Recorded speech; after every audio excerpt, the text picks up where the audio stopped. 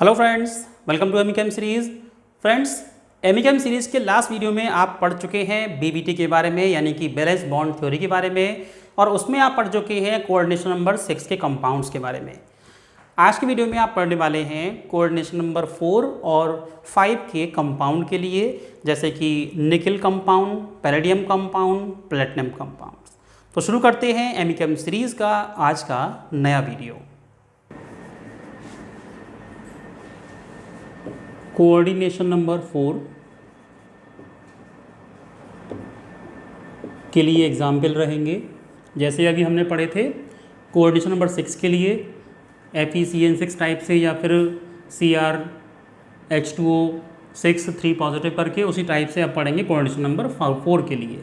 इसमें mainly example होंगे Ni, Pt और Pd के लिए। इन्हीं के जो ऑक्सीडेशन स्टेट सेकंड के केस में जो प्रोडक्ट बनते हैं वो बनेंगे कोऑर्डिनेशन नंबर 4 के लिए। ऐसा इसलिए होता है क्योंकि इनकी आउटर मोस्ट शेल में इलेक्ट्रॉन इस टाइप से अरेंज होते हैं कि वहाँ पर केवल 4 कोऑर्डिनेशन लाइगेंड्स ही कर सकते हैं, यानी कि केवल 4 लाइगेंड्स ही कर सकते हैं, इससे अधिक कोऑर्डिनेशन नहीं कर सकते। क्योंकि अगर हम Ni देखें तो Ni 28 होता है, और 28 होने की वजह से इसका इलेक्ट्रॉनिक कन्फिगरेशन कुछ इस टाइप से होगा 1s2, आगे 3d8 4s2 एंड 4p0, और अगर हम आगे करें तो 4d0 आएगा। और इस केस में यहाँ पर 8 इलेक्ट्रॉन्स आएंगे। हालांकि मैं थोड़ा गलत तरीके से भर रहा हूँ, आप ऐसे नहीं भरेंगे। आप कैसे भरेंगे? 1 बाय 1 हुंड्स रूल के अकॉर्डिंग। कैसे भरेंगे हुंड्स रूल के अकॉर्डिंग? यहाँ फिलिंग ऑफ इलेक्ट्रॉन अगर हुंड्स रूल के अकॉर्डिंग होगी तो सबसे पहले शो करेंगे maximum multiplicity, single electron, and then ये 5 हो गया, 6 7 8 इस टाइप से अरेंज होगा, और यहाँ आएगा ये। अब Ni के केस में क्या होगा? 2 पॉजिटिव या 3 पॉजिटिव जो भी होगा, सेकंड केस में ये क्या हो जाएगा, यहाँ से इलेक्ट्रॉन रिमूव हो जाएंगे और 3d8 4s0 एंड 4p0 रहेगा। अगर यहाँ पर लाइगेंड स्ट्रॉन्ग है तो बैक जंपिंग कराएगा, अदरवाइज नहीं कराएगा। एग्जाम्पल देखते हैं। एग्जाम्पल के साथ साथ ये भी समझ लीजिए कि इसमें जो हाइब्रिडाइजेशन रहेगी या तो होगी sp3 या रहेगी dsp2। ये भी बताया था आपको, sp3 हाइब्रिडेशन होगी तो शेप रहेगा टेट्राहेड्रल, और हाइब्रिडेशन dsp2 है तो जो शेप रहेगा वो रहेगा इसका square planar. Example NiCN4 2 negative ion, complex ion है ये। तो सबसे पहले निकालेंगे Ni के लिए ऑक्सीजन स्टेट, तो 4 -1 होता है Cn के लिए, 4 नेगेटिव एंड 2 नेगेटिव। जो 4 नेगेटिव जाएगा इधर तो क्या हो जाएगा 2 पॉजिटिव, तो Ni 2 पॉजिटिव इसकी ऑक्सीजन स्टेट होगी। सबसे पहले हमें Ni का लिखना है 28 के लिए इलेक्ट्रॉनिक कन्फिगरेशन 1s2 करते हुए आप फुल लिखेंगे एग्जाम में, आपको डॉट नहीं लगाना है, फुल लिखेंगे 1s2 3d8, बल्कि पहले लिखेंगे 4s2 और 3d8 and 4p0। After that in arrangement तो आएगा यहाँ पर 1s2 और उसके बाद करते हुए 3d8 4s2 4p0। After that show करना है Ni 2 पॉजिटिव के लिए। जब Ni 2 पॉजिटिव आएगा तो 1s2 और इसके बाद 3d8 हो जाएगा, 4s0 हो जाएगा, 4p0 हो जाएगा। अब देखना है सराउंडिंग में इसके लाइगेंड का नंबर 4 है, क्योंकि हम पढ़ रहे हैं यहाँ पर कोऑर्डिनेशन नंबर 4 के लिए, तो लाइगेंड का नंबर 4 ही होगा, 4 से अधिक नहीं होगा। फिर हमें क्या बनाना है, इसका ऑर्बिटल डायग्राम। फिल कर देंगे 8 इलेक्ट्रॉन इसमें अकॉर्डिंग टू हुंड्स रूल, 6 7 8, और इसके बाद ये 3 ऑर्बिटल्स। तो ये होगा 3d8 4s0 4p0। हालांकि हमारे पास यहाँ पर ज़ीरो है तो 3 हमें ऑर्बिटल मिल रही है पी के लिए और 1 मिल रही है हमारी एस की ऑर्बिटल, टोटल हो जाएगा 4। sp3 हाइब्रिडेशन हो जानी चाहिए। तो देखते हैं क्या पॉसिबल है ये ऐसा होता है। इस कंपाउंड के केस में NiCN4 के केस में यहाँ पर बैक जंपिंग हो जाएगी। क्यों हो जाएगी? इसका रीज़न BBT के पास अब नहीं है। क्या करना है हमें? अब हम शो करेंगे इसके लिए NiCN4 और 2 नेगेटिव। सबसे पहले हमें यहाँ कराना है बैक जंपिंग इलेक्ट्रॉन का, तो बनाएंगे इसको कुछ इस टाइप से।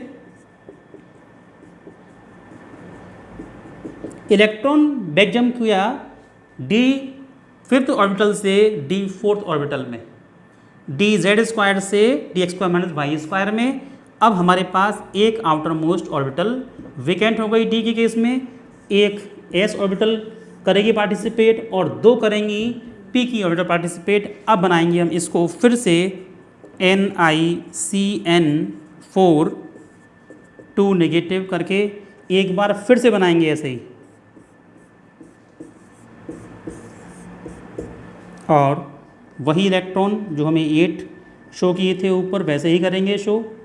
और उसके बाद यहाँ से जो 3 बल्कि जो 4 CN हैं उसको हम शो कर देंगे यहाँ पर।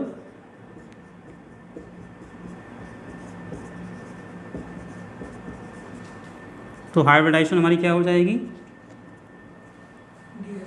यह हाइब्रिडाइजेशन हो जाएगी हमारी DsP2। जब DsP2 रहेगी तो DsP2 में क्या करेंगे यहाँ पर शो हम? DsP2 में शेप रहेगा स्क्वायर प्लेनर। साथ में देखेंगे नंबर ऑफ अनपेयर्ड इलेक्ट्रॉन, हम यही शो करना है हमें। अब क्या शो करना है? जैसे कि लास्ट टाइम शो किया था हमने, हाइब्रिडाइजेशन शो कर देंगे DsP2। सेकेंड नंबर शो किया था हमने यहाँ पर शेप करने के लिए शो करेंगे हम स्क्वायर प्लेनर, जो जानते ही हैं आप, इसमें स्क्वायर प्लेनर रहेगा शेप इसका। After that number of unpaired electron, यहाँ पर कोई भी अनपेयर्ड इलेक्ट्रॉन नहीं है, शो कर देंगे 0। फोर्थ मैग्नेटिक प्रॉपर्टी कैसा रहेगा? डाया। अगर नंबर ऑफ अनपेयर्ड इलेक्ट्रॉन 0 होगा तो इस केस में ये रहेगा डाया मैग्नेटिक। और इसके बाद 5th शो करेंगे इनर ऑर्बिटल कॉम्प्लेक्स और आउटर ऑर्बिटल कॉम्प्लेक्स। बताया था आपको, अगर आउटर मोस्ट शेल D हो तब तो कहेंगे हम इनर आउटर ऑर्बिटल कॉम्प्लेक्स। अगर D पहले वाला यूज़ हो रहा हो, S से पहले वाला यूज़ होगा तो इसे कहेंगे हम inner orbital complex. Inner orbital complex.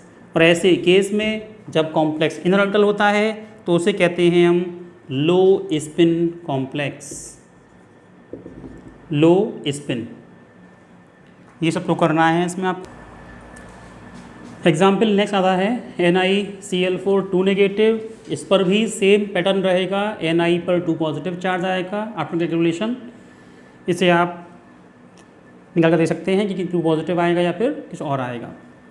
इसमें कुछ चेंज कर देंगे तो हमारा सेम पैटर्न सही हो जाएगा। कैसे? हमें Ni 2 पॉजिटिव यहाँ तक सेम बनाना है, इसमें कोई चेंज नहीं आएगा। बस NiCN4 में कोई भी बैक जंपिंग नहीं होगी। क्यों नहीं होगी? यही इसका ड्रॉबैक है कि ऐसा क्यों नहीं हुआ। हमें बस बताया था आपको कि एक ट्रिक के तौर पर कि आप NH3EN, NH3EN, CN और CO ये 4 आप याद कर लीजिए। अगर ये एलिमेंट या लाइगेंड्स हैं जिसका मतलब बैक जंपिंग करेंगे, और इनके अलावा कोई भी लाइगेंड है वो बैक जंपिंग नहीं कराएगा। लेकिन कहीं पर भी आपको इसमें BBT के केस में शो नहीं करना है। ओके, तो यहाँ पर हम शो करेंगे अब Cl के लिए, Cl4 के लिए बैक जंपिंग होनी ही नहीं है, तो यहाँ पर हम इलेक्ट्रॉन वैसे ही दिखाएंगे जैसे कि है ऊपर। तो यहाँ पर जब ऐसे है तो इस केस में क्या करेंगे, यहाँ पर अब इसकी हाइब्रिडाइजेशन आगे से बनेगी, क्योंकि दोनों एटम यहाँ पर डोनेट करेगा लॉन पेयर इलेक्ट्रॉन के लिए।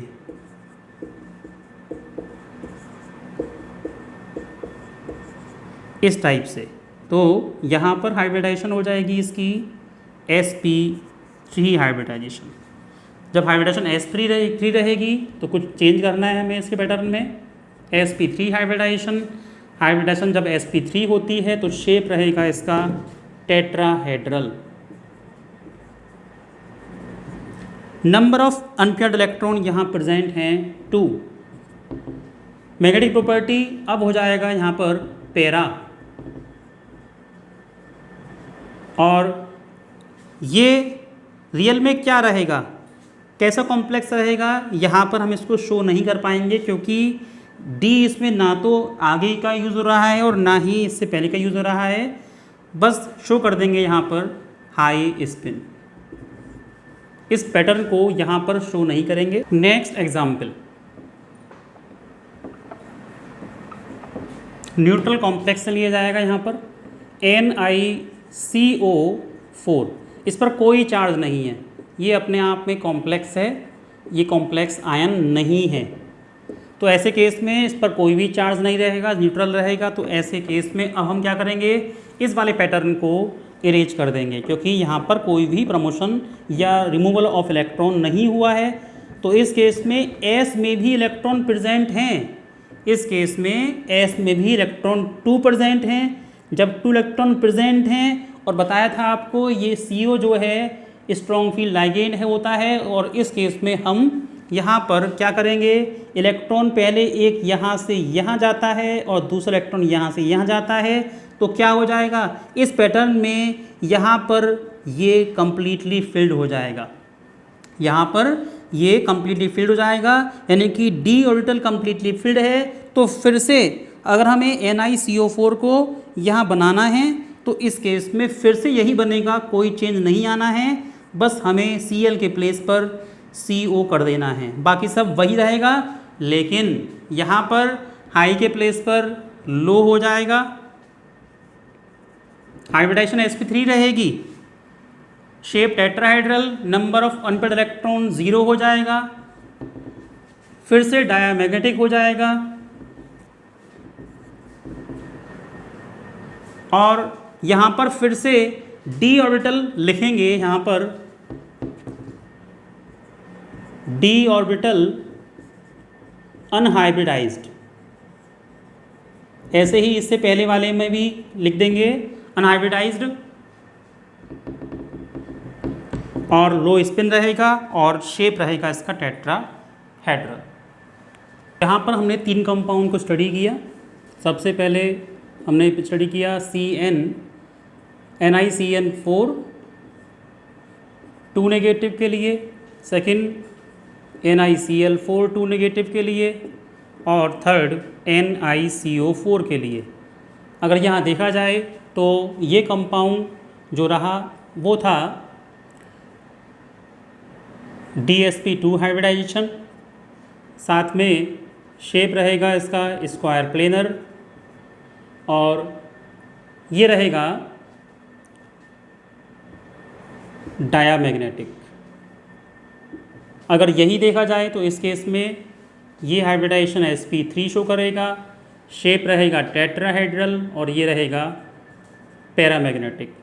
NiCO4 देखा जाए तो ये भी रहेगा sp3 हाइब्रिडाइज्ड, शेप रहेगा इसका टेट्राहेड्रल, और ये रहेगा डायामैग्नेटिक। तो ये 3 प्रॉपर्टी इसकी रहेंगी। ये बहुत ही अच्छा एग्जाम्पल है, इसलिए इसको समझना बहुत ज़रूरी है। कोऑर्डिनेशन नंबर 5 के लिए आपके सिलेबस में दिया गया है केवल एक एग्जाम्पल, FeCO5। ये भी न्यूट्रल लाइगेंड है, तो न्यूट्रल कॉम्प्लेक्स होगा, पेंटा कार्बोनाइल आयरन 0। कैसे बनाना है इसको, सिंपल है भाई, Fe26 होता है, 1s2 2s2 p6 3s2 p6 4s2 और 3d 6 एंड 4p 0 शो कर देंगे। इसमें 5 हमारे पास इसमें लाइगेंड है, तो देखेंगे कि इसमें 5 हमारे पास वेकेंट ऑर्बिटल है या नहीं है। सबसे पहले लिखेंगे इसको इन अरेंजमेंट, तो 1s2 करते हुए यहाँ लिख देंगे 3d 6 एंड 4s0, 4p0, और हमें आगे इसमें शो करना पड़ेगा 4d0 भी। अब आप कहेंगे कि 4d0 कैसे आ गया, 4d0 तो बाद में आएगा, लेकिन जब हम फोर्थ शेल में पहुंच गए इसका मतलब 4d प्रेजेंट हो सकता है। केवल लिखना पड़ेगा हमें यहाँ पर इनर और आउटर ऑर्बिटल कॉम्प्लेक्स की पॉसिबिलिटी को देखते हुए। अब हमें देखना है इसका बनाना है हमें ऑर्बिटल डायग्राम। तो 6 इलेक्ट्रॉन शो करने हैं इसमें 3D में, ये हो गया अकॉर्डिंग टू हुंड रूल।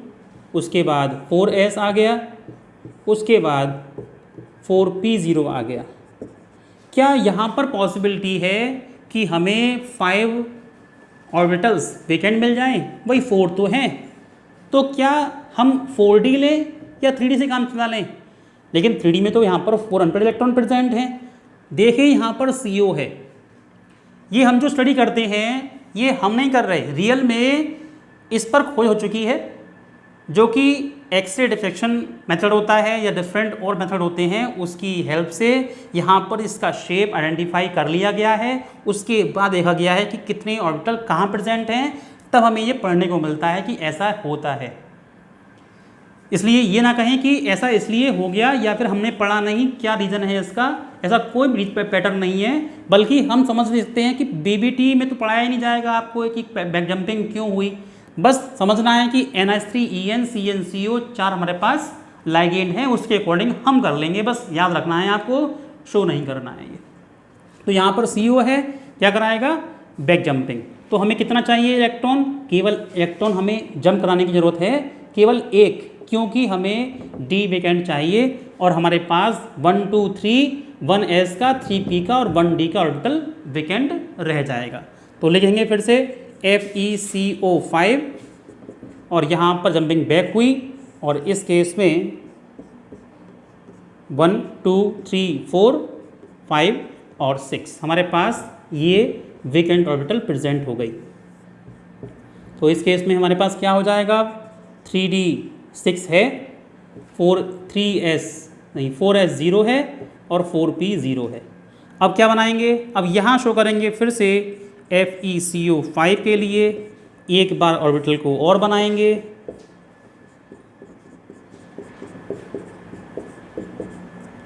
और उसके बाद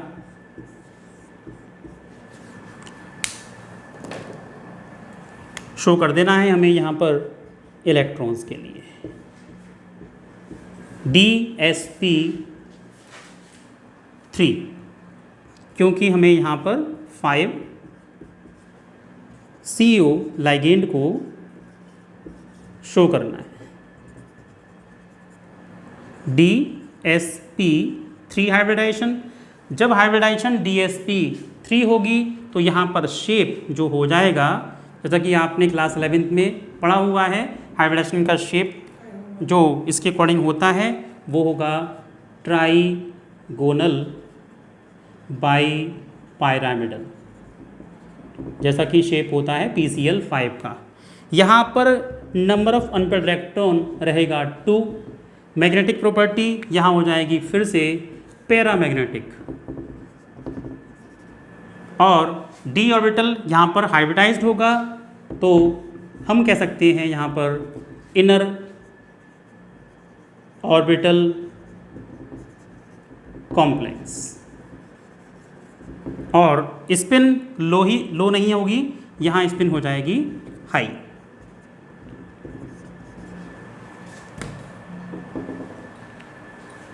फ्रेंड्स, आज के लिए इतना ही। नेक्स्ट वीडियो में जो टॉपिक रह गया है BBT में, इसके लिमिटेशंस एंड CFT, वो कराएंगे हम आपको नेक्स्ट वीडियो में।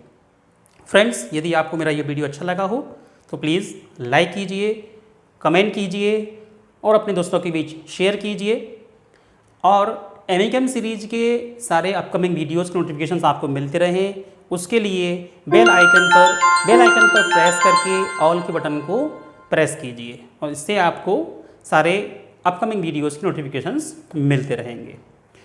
ओके फ्रेंड्स, आज के लिए इतना ही। Thank you for watching video.